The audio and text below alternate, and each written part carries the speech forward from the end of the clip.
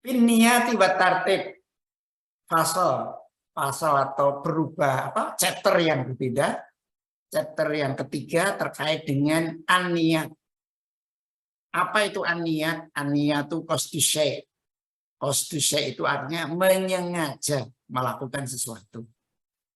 Muqtarinan bi fi'lihi, yang diiringi dengan amalannya. Wa mahalluha, adapun tempatnya niat, al-qalbu ada di dalam hati. Jadi di hati masing-masing. Wa talaffudzu biha sunnatun, adapun melafalkannya.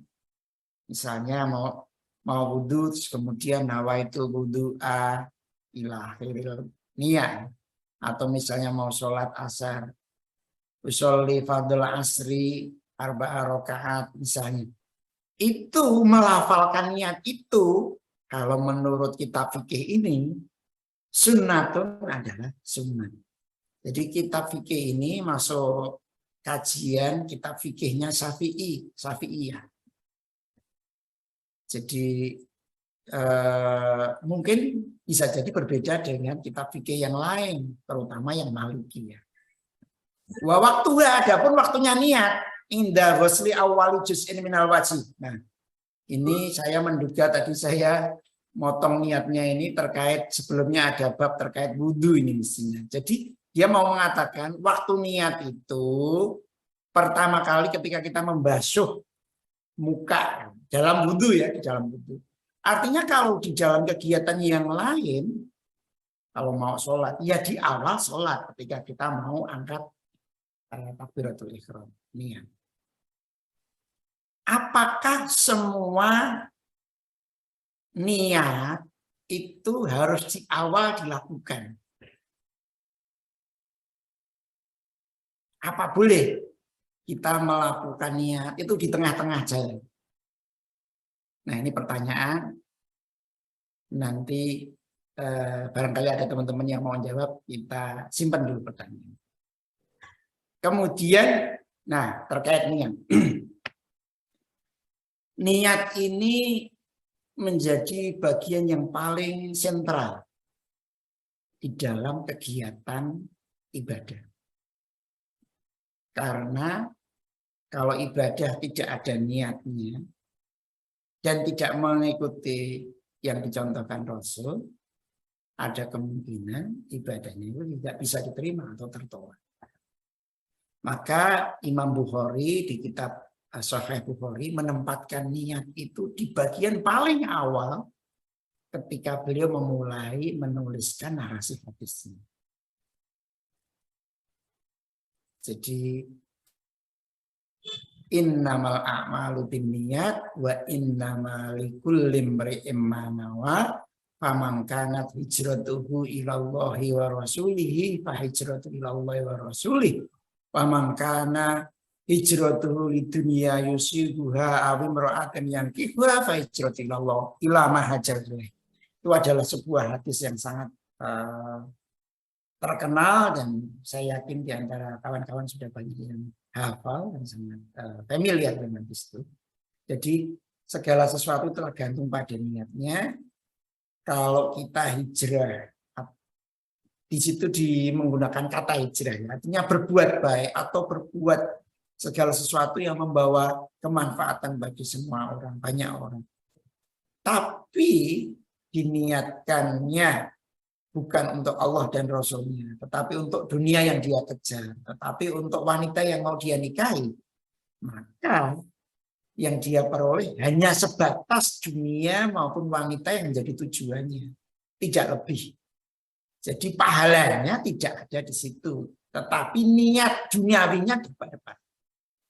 Maka di sini penting sekali menempatkan niat di atas segala kegiatan yang kita lakukan. Menyampaikan bahwa membaca niat itu sunnah. Alasannya apa? Liwafiqo al-lisan al-qalba.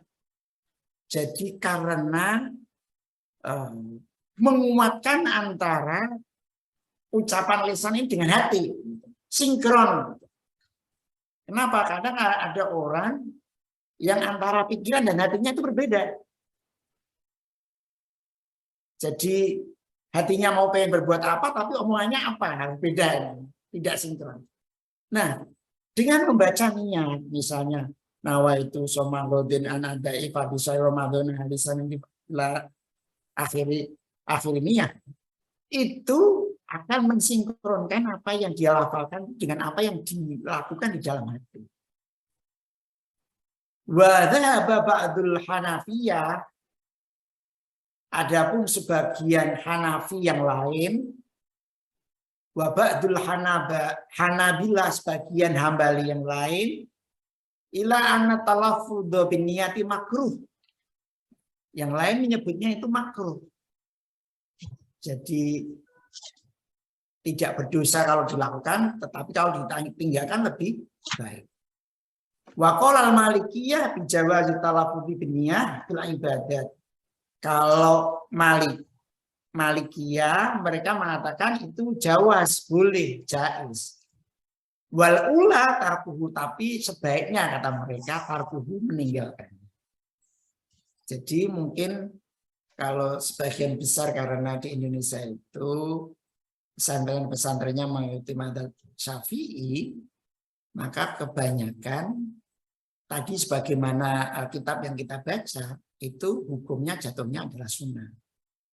Jadi kalau kita ketemu sama orang lain yang ketika wudhu tidak membaca nawaitul wudu'a birofil hadasi ila akhirnya, kita juga nggak perlu merasa menyalahkan, oh dia keliru itu wudhunya. Enggak.